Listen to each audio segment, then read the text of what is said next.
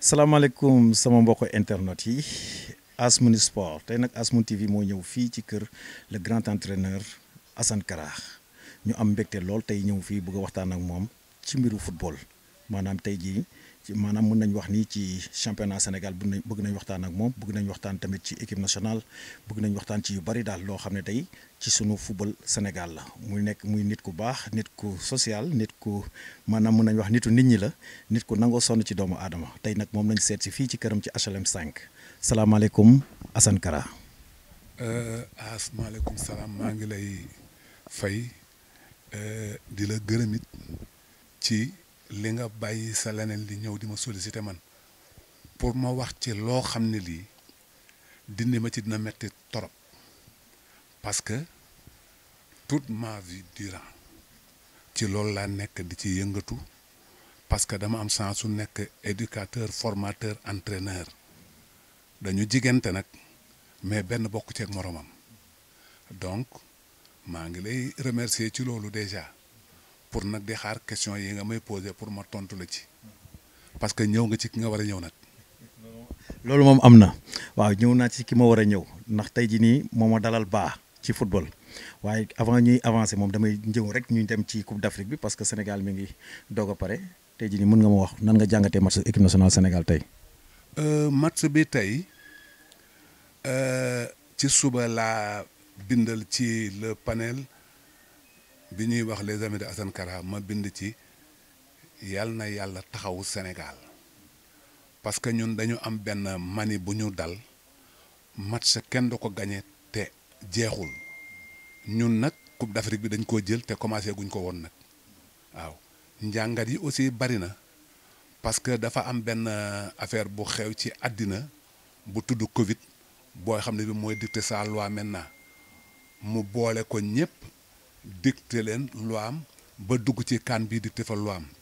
mu am lu ñu ci dal aussi xam nga ñun dañu amoon yaakaar ci ay nit dal dina ñoom bu ñu fi nekkee ñu def nangam tey ñu ne ñooñu nekkuñu fi ñi ñu indi ñu dugal leen ci match bi demee ni mu demee football nag du ay wax football jëf la d'ailleurs àddina sax moo toll foofu ay wax yorul dara jëf rek a takku. surtout nag ci li ñuy def mu tudd footballu Sénégal nag dafa am lu ko njëkk a yàq wax sa xalaat te football dafa toll ci foo xam ne fii xam-xam lañ fay def de àddina moo toll foofu wax sa xalaat du defar dara jëf sa xam-xam ak wax sa xam-xam mooy defaraate alors léegi nag match tey bii liñ ci dal yépp mooy dafa am benn affaire bu nit ñi di def bu fi ñoom diw nekkoon waa mais ñoom diw ñooñu c'est-à-dire équipe nationale la tudd mais waa Sénégal ñoo ko jël surévaluer ko sunuy joueur ñu ngi leen di évaluer ca Europe mais ñu fàtte ne Coupe d'Afrique bi comme son nom l'indique en Afrique lañ koy jouer dafa am ay lu muy àndal ak luñ ciy jëf dafa bari ay péripéties alors ñëw nañu li ñu yaakaaroon même ba ci préparation bi sax dem nañu ba taxaw foo xam ne fii li ñu waroon def yëpp defuñu ko yow nga naka ngay yore équipe bu toll ni bu Sénégal nga dajale ay tour rek teg ñu ne préparation bi lii la dañuy def nii nga toll foofu yëpp amul sax match amical boo seetee équipe bi bokk évaluer ko mu jural ñu li mu jural tey xam nga dafa am benn affaire boo xam ne bii man dama làgg ci benn affaire man joueur bi jóge sama banc boo ñëwee dugg ci terrain bi da ngay def lu ëpp la ka nga remplacer def foofu parce que tu es son pendant situation moo indi loolu man yaakaar maam ci yow ci laa lay defee ci banc boobu mais teg la fa pour nga bouger trou wala ñu naan bu fi ñoom diw nekkoon joueur nag bu jógee ci banc ñëw wala ñu def ko partant ci benn affaire yaakaar bañ ca am moom moo ko war a njëkk a teg parce que xam nga boo xamul bés doo ko mun te football dafa laaj li ñuy wax compétiteur mooy ku xam bés pare mun ko donc li ñu xaw a faren tey tuuti sax ba pare ñële dem nañu ba ñemeñu parce que fa ñu tegoon dafa am et puis dafa am benn naxaate bu am ci le football du monde là première nation de nangam première nation de football mais ñi ñu doon football ban position la ñu am dans le football africain et mondial tey ñun suñu statut boobu dañ ko waroon imposer ñooñu kon et puis war nañ seet lan mooy les critères yi ñu joxe kii yooyu vous voyez ce que ça fait alors or que football dëgg bi terrain bi la ci moment boobu muy am la tey boo xoolee match bi ñun bu ñu yàlla taxawuloon bañ am penalty boobu fu ñu koy waxee ji match bi xew moo doon bu tey bi nañ ci def liñ ci war a def yi ñëwagul kontewul léegi nag dama lay yokkal beneen affaire dugg nañ ci deuxième match boo xam ne bii bu yaboo ñu xewil bi ñu jaar tey dugg ci boobu parce que ñële ñu koy séqal dégg naa seen entraîneur bi mu daal di ne sax le Sénégal a gagné grâce à l'arbitre kon kooku mu ngi ci beneen waaye la dugg te ñu nag Guinée du tey de du tey nag est-ce que ñoo leen ëpp sax ñun fii ci dëkk bi waaw heureusement sax que fële la waaw les supporters dinañ fa dem ak nekk benn affaire mais yàlla na yàlla dool sutura waaw. amiin waaw kàddu yi rafet na loolu moom ñoo ko déggandoo dañ leen di wax ne rek kii mooy Assane Kara tey jii nii lu mu la wax ci football rek téere la moo tax nag ñu am mbégte lool toog ak moom di waxtaan ak moom di def ak moom émission ci Sénégal ci Asmoon TV tey nag damay ñëw ci sama première question parce que comme xam naa ni rek à la fin de l'émission dinañ waxaat tamit ci équipe nationale Sénégal mais rek dañuy ñëw rek waxtaan ak yow rek di la laaj tey jii nii xam nañ ni xëy na présenter sa bopp day metti waaye tey dama lay ñaan rek nga wax ma rek kan mooy Assane Kara. As loolu boo ma ko laajee da nga bëgg ñeneen ñi xam li xew mais yow man ak yow xamante nañu parce que jaar nañ ci biir affaire bi man maa ngi tudd Assane Kara Ndiour alors te xam nga entraîneur man dama songu bal rek nekk ko waaw IASU dañu am benn formateur éducateur boo xam ne bii daf ma doon jël sax étant joueur dénk ma équipe bi après ma am sensu nag jaar ci loxo benn éducateur bu tudd René Diouf il est de Kaolack kooku c'est lui qui a fait de nous ce que nous sommes aujourd'hui nekk formateur éducateur te dafa amul nag benn portion bu ma ci tëb man IASU ba ni may demee bay nekk entraîneur éducateur parce que dama amoon école de football fii ci HLM bi pour limal la ñoo xam ne ñee xam nga leen bu baax a baax ci leen defal waaw maam seeni yéen a bokkoon koñ nekk na fi équipe nationale waaw Maadou entraîneur ak yow mi toog waaw xam nga weddi gis daf ci bokkul Sénégal nag am na benn affaire buñ nattu bu ñu am du ñu nangul kuy dund moom du ñu la nangul na nit ñi xaar ba ñu ne ndeysaan ñu door la nangul loolu waaw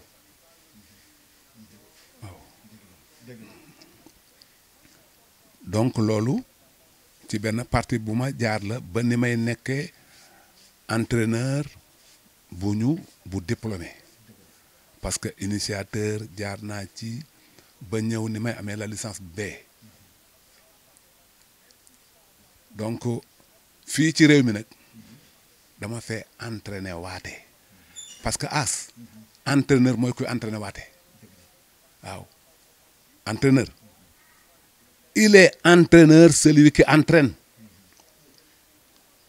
mais nekkoon naa ca football dafa gaaw a rawaate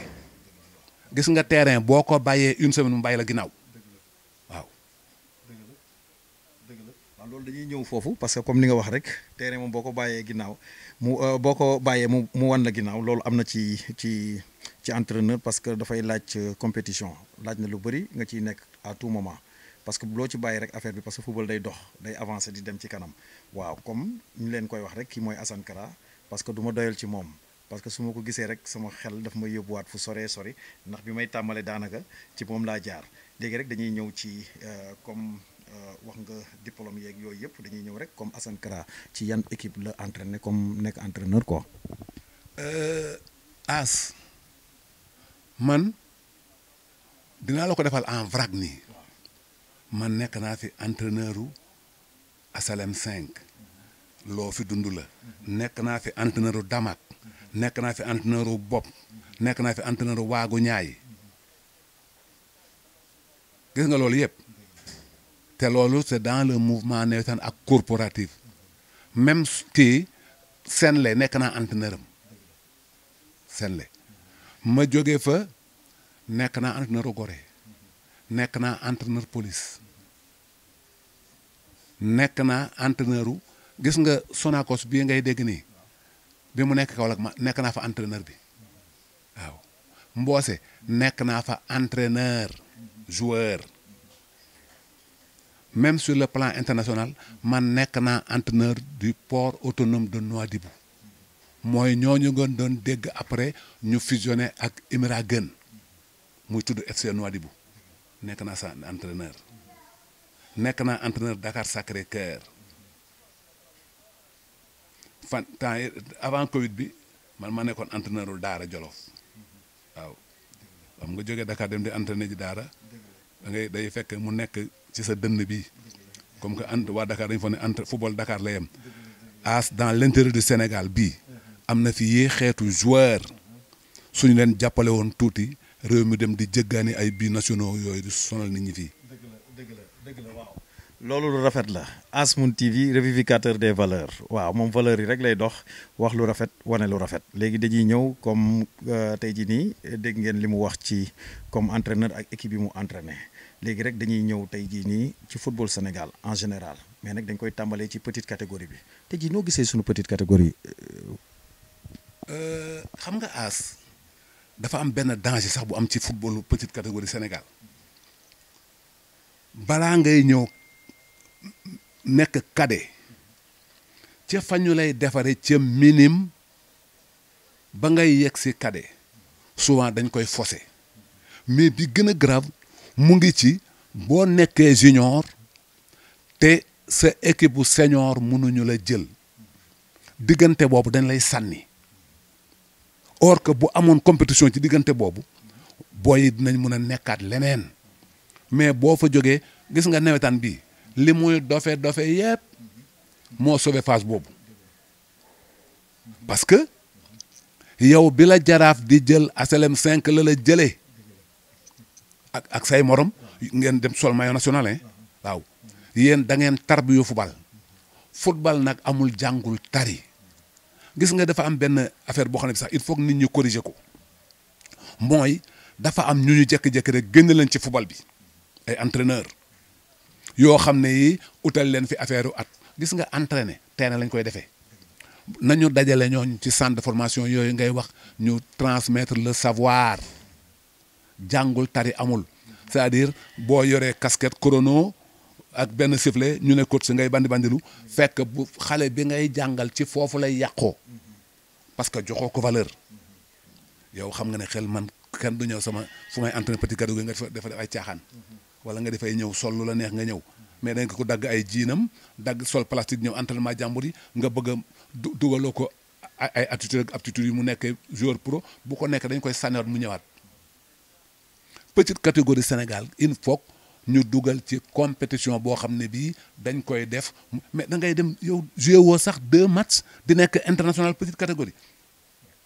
loolu mooy lan ñu dem alors benn gaa dem taxawal ba mu nekk ko mu wàññi ay atam ñëw mais fooy nag ngay gisee cadet bu leel ak yow mais attends ay affaire yoo xam ne kenn mënu ko expliquer da ngay dem et puis da ngay ñëw booy bi nga gis ko mu nekk junior toute une vie lan la lu xew parce que le football là n'est pas contrôlé affaire bi dafa am affaire yu ci nekk yoo xam ne yi nañu bàyyi parloo bi te gis nga gën a jege gën a yey nag football Sénégal am na ñu ko jege rëkk nag runkum waaw mais si saatekat yooyu ci nekk xam nañ ne bu ñooñu taxawee ils sont pas à leur place ay lobby nga ay kekkanto yooyu ñu def affaire yooyu moo fi jeex waaw. waaw dëgg la waaw dégg nañ kàddu yi. waaw moom cri du cœur de Assane Kara rek la ñuy wax parce que ci petite catégorie yi waaw su ma sañoon rek di def appel tamit ñu gën ko organiser waat parce que comme li mu wax da ngay gis jour bu génn dem ba nekk junior du am sax sens pour jouer senior. kon lu muy wax tamit ci mouvement nawetaan tamit raccourci la ci ñoom pour ñu gën a mën a nekk ci forme ñu gën a mën a am évolution ci seen côté maanaam physique maanaam ci loolu tamit bëgg naa comme li mu wax noonu c'est très intéressant parce que est-ce que tey jii nii coach xale yi petite catégorie yi am nañ compétition bu war bi tax tey jii ñu progresser parce que souvent damay gis parce que damay si sama jàngat la personnellement parce que damay gis xale boo xam ne tey jii nii comme wax nga ko sax sànq da ngay gis xale bu nekk cadet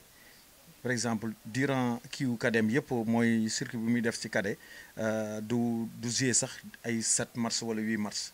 xaaraat beneen année dem junior da ngay xool ci digganteem kadem ak junior lépp par exemple mënu ci jouer 10 à 12 mars sax yu officiel. gis nga as ci école de football informel yi ngay gis nii fa la ñuy defaree li centre yi di jël xam lu ñu lay ëppale cadre boobu ñu lañ leen ëppale mais bu dee liggéey rek foofu ñooñu dañuy liggéey ba dugg boîte vocale et ci dara ba pare nag ñi gën a yabaate mooy parents yi nekk parents boo yooyu dañ la koy jalax pour dénkaane mais bu fay jotee ñu dem ci centre di fay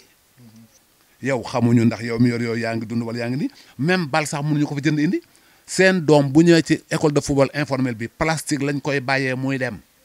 yow yaa koy jox maye jox ko fulta jox ko baa ñoom jéemuñ ci tous léegi nag affaire bi fi muy neexee nag bu benn centre oote test ñu ay temps buñ ko yóbbu duñu la ko yëgal yow da ngay jékki-jékki ñu dégg ñu ne booy baa nga centre nangam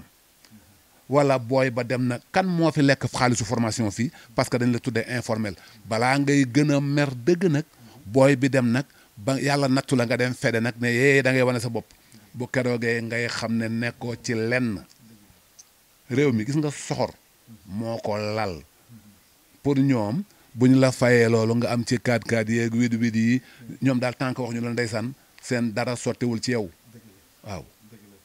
dëgg la waaw ba tey rek ñu ngi ak Assane Kara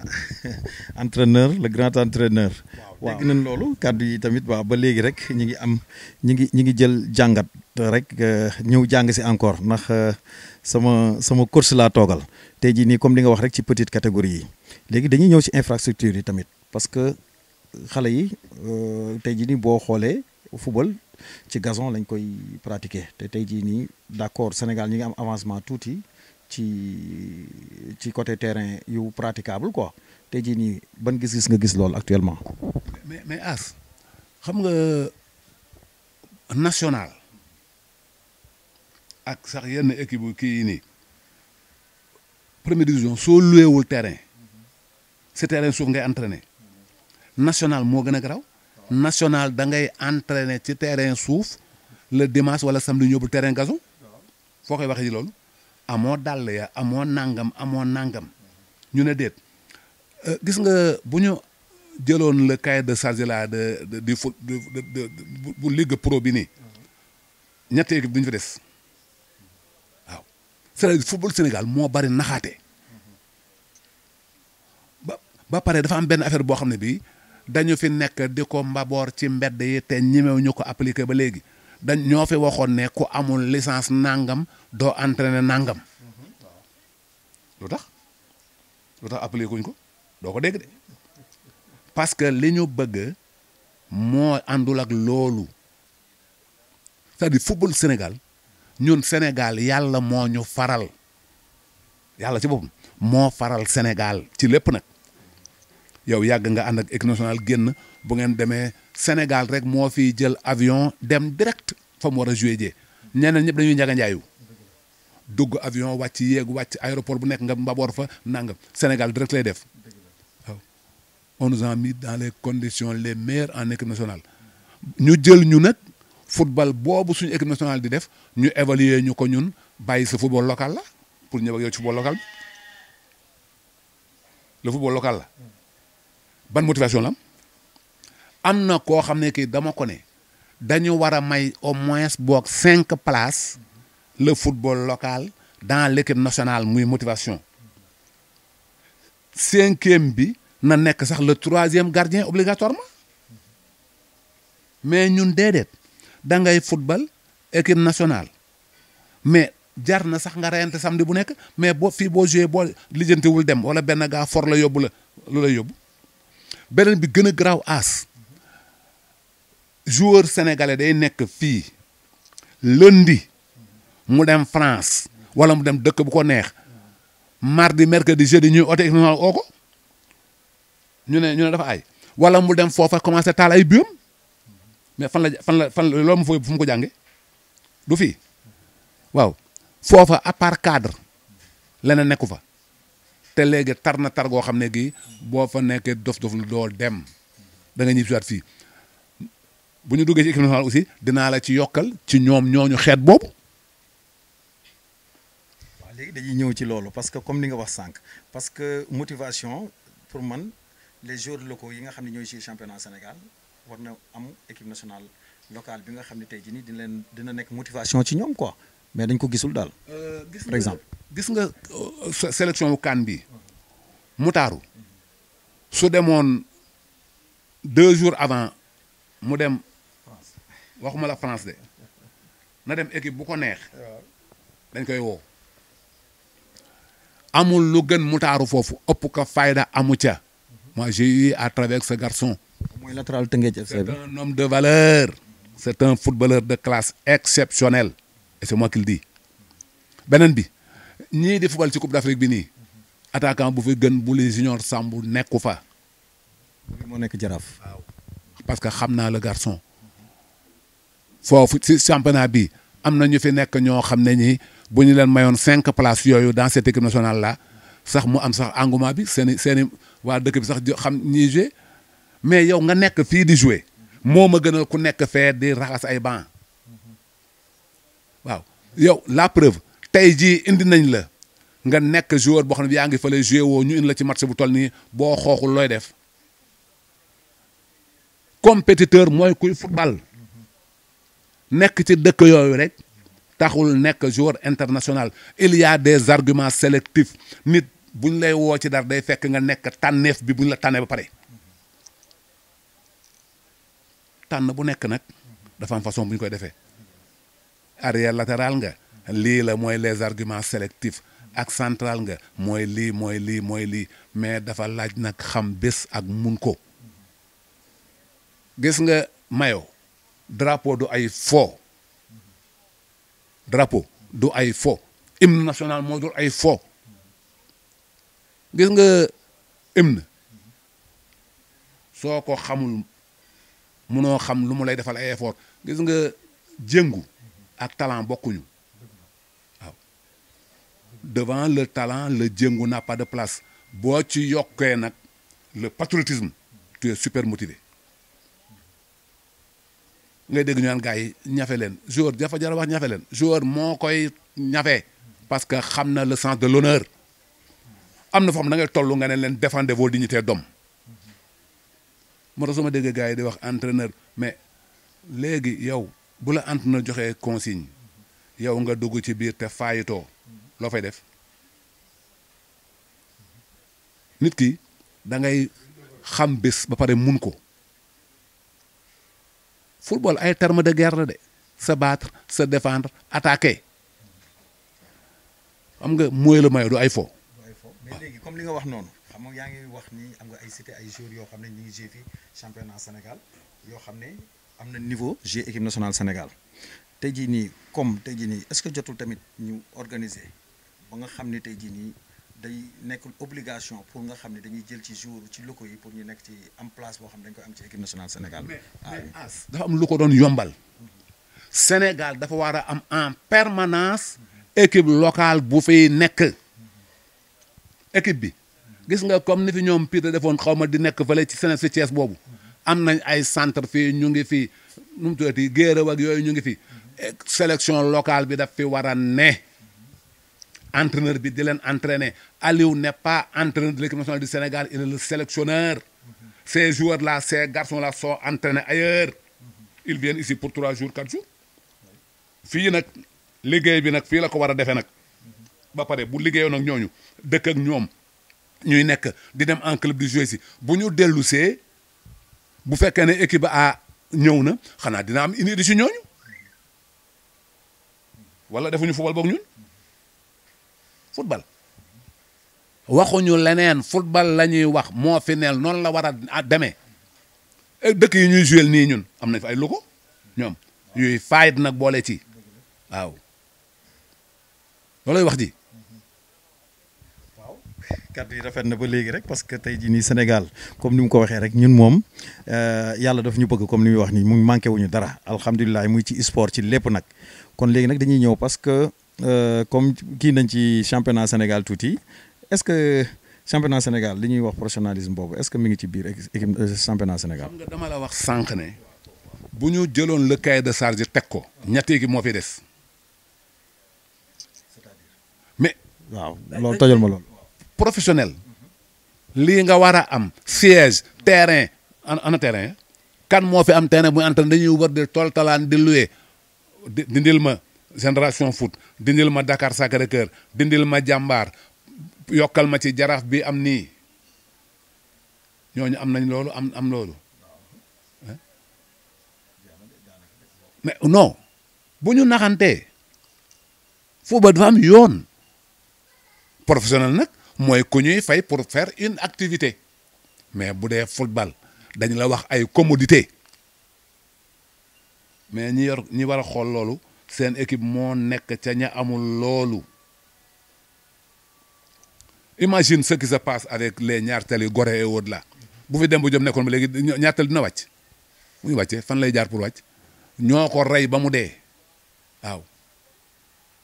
fooy jouer na ngay jóge mais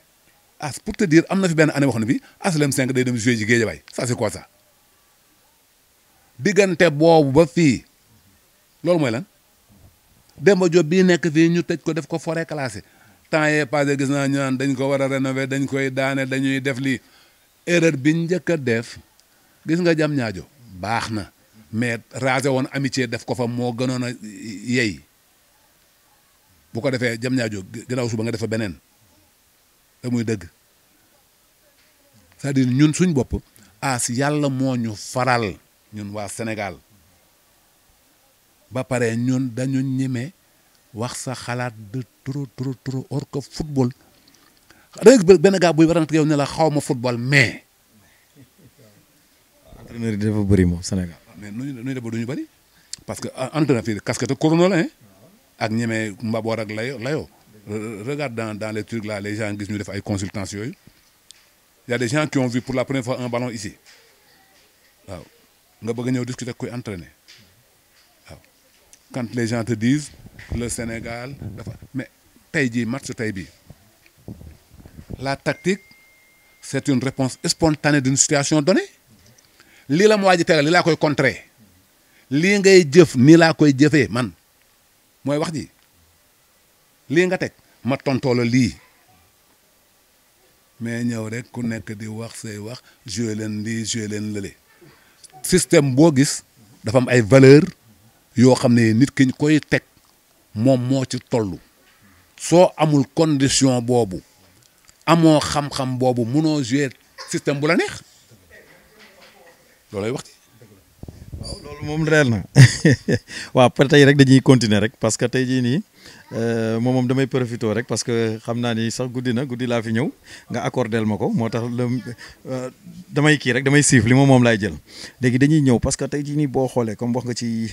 championnat Sénégal beeg yooyu yëpp parce que wax nga dëgg parce que pour nga nekk un club professionnel il te faut nga am terrain football am siège am yooyu yëpp te boo xoolee tey jii nii équipe yu bëri amuñu ko fi mais xëy na loolu mi ngi ci yoon bi parce que comme Jaraaf joxe na buntu génération kii na ainsi de suite xam naa équipe yu bëri dinañ nekk ci loolu ci projet yooyu. léegi dañuy ñëw parce que ensuite mënuñu toog te duñu waxtaan ci côté non violence bi am tamit ci mouvement sport parce que du ma wax sax nawetaan même ci lépp la ci sport yëpp ci sport daanaka discipline yi fi nekk yëpp boo gisee dafay am violence tey jii nii loo ci wax. dinaa la wax secret bi nag ñu bari xamuñu ko nag gis nga violence yi nga gis nii ci affaire stade yii nii stade sport yëpp daal dañu carte kat yi ñoo fay xeex. ñi teg ñoo fay xeex na nga ci bàyyi xel nag bu baax li ma lay wax nii parce que muy làmb ja ñu koy jiiñ football ba mais man gis naa boo xam ne bii équipe ba moo fàtte licence am loolu barke dem la xaw ma leen démb ñu kii leen forfait leen ñu dem di attaqué camp yi camp lu yoonu camp yi. championnat la Sénégal nawetaan waaw bu tëngeej bi alors bu tëngeej bi. yow naka la police di demee jëli ji ay équipe den yóbbu stade ngeen di jouer foofu jouer war fa am sport dafa am lu mu laaj pare am ay boroom yére bu ñàkk kenn du ko bokk ci kër ci terrain ngay summi yére jox keneen mu sol sans arrière pensée yow ñaata xarit nga am yoo xam ne sport moo leen boole tes meilleurs amis ci biir loolu ngeen daje ci ngeen ànde nekk ci ba léegi waaw benn gaa jóge fale rax leen ñu ñëw fo terrain mais terrain nu fa indi di indee jaasi loolu du place am foofu. stade du Sénégal rek ngay dugg sax gis xeer ay gravats yu ñu toj bàyyi ko foofu am na boo xam ne bi fi amoon stade gars yi chaise yi lañu foqati dëqati affaire bi toj kon yor xeer yi di sànni alors ça c'est des problèmes ça c'est pas sérieux tu vois ce que ça fait. dëgg la waaw ba tey waaw mi ngi noonu léegi nag ba léegi rek dañuy continuer waat tuuti parce que violence boo xoolee souvent dañ naan ci nawetaan tey jii nii deux mouvement nawetaan yooyu am muy entre Amadou Kane ak Iyane Thiam tey jii nii est-ce que solution bu njëkk est-ce que du ñoom ñaar ñu toog ci table waxtaan. mais mooy solution bu njëkk bi parce que li am ba am Amadou ku ko xam na nitu fulla la. Amadou je l'ai connu je l'ai pratiqué Iyane xam naa ko du ñu ay nitu fitna mais seen toog boobu sax d'ailleurs li ci war a jóg mooy état moo ci war a jóg ñu toog wax li xew lan moo indi ñaari entité yooyu lu nit ñi bari lu équipe yi bari mais équipe yi yow xool nga ni ñu ñëwee bu benn gaa meree fa la dem uti ASM ñëw taxaw beneen gaa mer fa la indi ASM ñu taxaw nawetaan dafa amoon benn limite ay activité de vacances la woon mais léegi ñu naan Champions League ak lu nekk ñu koy wax nit ñi nekk ci loolu ba mu fekkal fi championnat mus naa fi proposer benn affaire ne boobu yéen ay joué yéen a ngi ci tollu yéen bu beneen dàq aslam du ay jour ngeen woon ma ne du ngeen fi joué ti seen kii jeex na dem leen ngeen ci leen Jaraaf jëlee yéen ñooñu te ñun match amical ak Jaraaf la ngeen gis fii jël leen parce que licence bu ñetti phase yi jeexee nawetaan wartoo ko am da nga war a dem nag dans l'élite nag admis à la classe supérieure la loolu tudd voilà mais ñun ñu bëgg a nekk ci affaire boobu moom xam li sauvé nag le football de ce pays aussi bu fi nawetaan nekkuloon joueur raaf nañ bu yàgg de benn bi gis xam nga nawetaan ne nii lu ko gën a yàq sax surtout zone bi gis nga ni mu tombeek élection yi nii mais politiciens yi ñoo lay wërsëg de bu fi nekkoon nawetaan dañ leen dóor ba ñuy yàqu yaxeet parce que li ñu amoon yëpp ci nawetaan la ñu ko waroon dóor malheureusement nawetaan kii mais pour te donner raison Amadou ak Iyane xamante nañ bu baax a baax ay nit lañ aussi ba pare nite nañu ootante ñu toog et devant l'autorité qui se trouve être l'État. waaw waaw dëgg la comme ni ñu ko waxee rek di def appel rek di leen ñaan rek muy Amadou Kane muy nit ku baax di Iyane Thiam tamit di nit ku baax ñu leen di ñaan rek pour war ngeen a mën a toog ci table pour waxtaan xool li nga xam ne tey jii nii mooy jëmale kanam mouvement nawetaan bi en plus tamit li mu ci wax tamit nawetaan temps la woon waaw parce que war nañ ko mën a gën a organiser ba nga xam ne du génn ci 3 mois parce que day permettre tamit xam nga gars yi dina mu nawetaan mais nawetaan day dem ba fekkaan ba beneen nawetaan fekkaat ko fa comme lan ci ay coupe yu bëri ay champion si ligue ak yooyu yëpp daal waaw ñu ngi leen di ñaan rek ngeen gën a xoolaat parce que xam na ni ay naanaan ngeen waaw loolu moom duñ leen ko jàngal mais xam naa ne rek bis boo leen toogee rek nekk benn rek xam naa solution dina am parce que ay nit yu baax ngeen léegi nag xam naa ni guddi na maa ngi di jéggalu rek ci temps bi ma jël di la wax rek tey jii nii soo ma doon wax rek sa kàddu gu mujj rek bi ngay lancé message équipe nationale Sénégal bi nekk en période coupe d'Afrique ak jeunesse bi ak non violence bi nan nga koy tënkee rek daal. damay commencer ci benn affaire remercier la ci li nga ñëw ci man pour ma wax ci sama métier bii di entraîneur ak sama passion bi ma am ci football loolu dama la ciy gërëm di la sant xam naa da nga may laaj rek pour ñeneen ñi xam mais yow xamante nañ bu baax a baax a baax a baax suñu la dindalee sax sa qualité footballeur de valeur tu es un homme de valeur waaw as ku dul joxe cër du am cër te yow ci cër ngay dox waaw émission yi ngay def dinaa koy suivre sa place nga nekk nag parce que yow li ngay laaj da nga koo xam yow ñëwoo di yor ay bant di koj nii mel ni ku dul gis di kii da nga koy teg fi nga ko war a teg beneen bi équipe nationale du Sénégal ñun ñëpp ñoo ko moom man su ma déggee sax kuy wax dañu contre entraîneur bi gis nga entraîneur gisoo man ni ma béjaawe nii entraîneur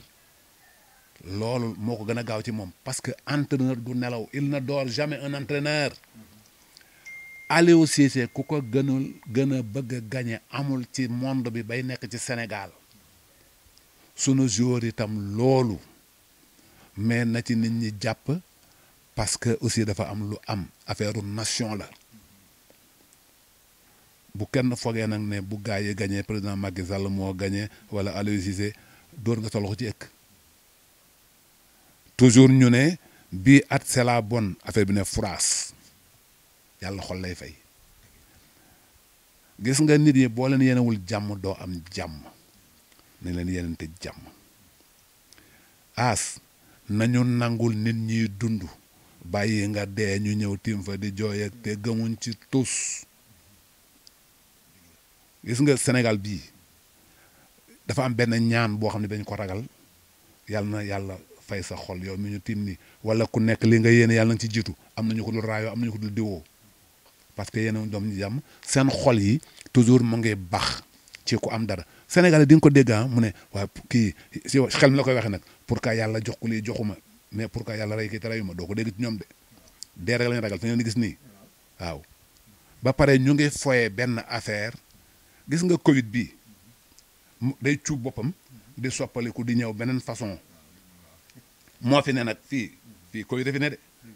am na benn avantage bu mu am nag yéen lii ngeen am nii su loon Covid du xew Covid moo fi xewal lii moo amené le monde à la réflexion des experts ñu ngi génn ci affaire bi parce que Covid leen may jot il faut que nit ñi bàyyi xel ne mu ngi fii mais da ngay xool Sénégal bu ñuy wax mesure barrière ba nga dugg ci affaire yi mais xoolal ñun sunu joueurs yi dugg nañ teer ba dem nañ ci xaw ma ñan ñoo ñëwoon foofu di leen seet ñu dem ca xaw ma grand bal la tudd xaw ma ñan nañ dem fa indile leen ko ainsi de suite waaw ñu bëgg a jaaxle non organisation dafa am solo lu nekk équipe bu toll équipe nationale dañ ko war a ñag nag ñag dañ koy verrouiller yow fa la ngay toll mais ku ñëw jot leen ku ñëw dajeeg yow ku ñëw fekk la fenn seet da nga nekk réguma sax am ku lay seet lu ñuy doy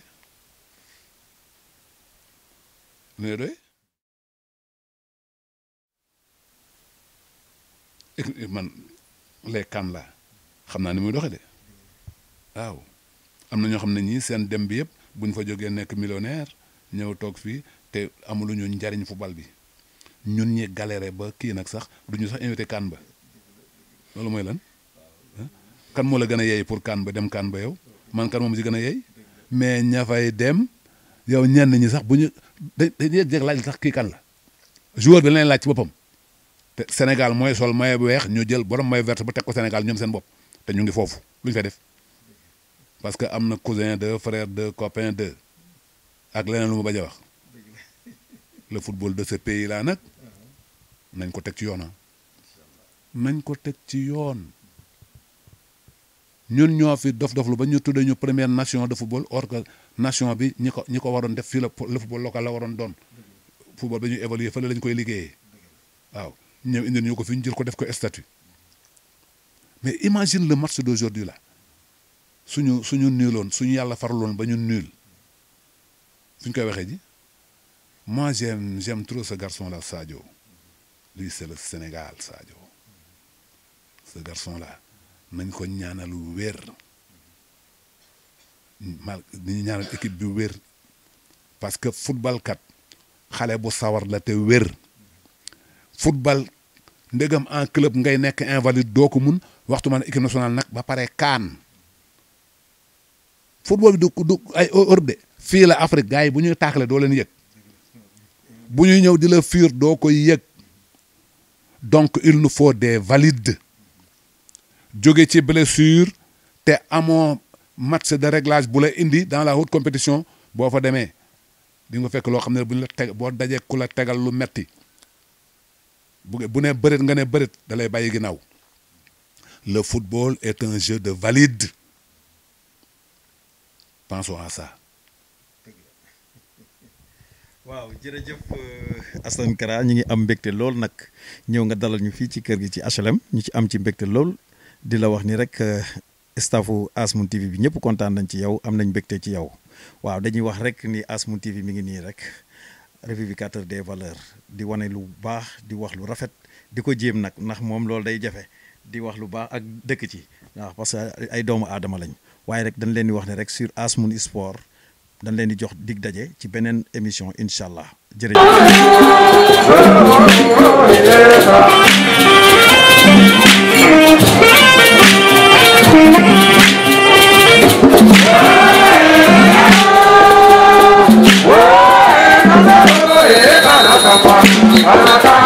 Hey,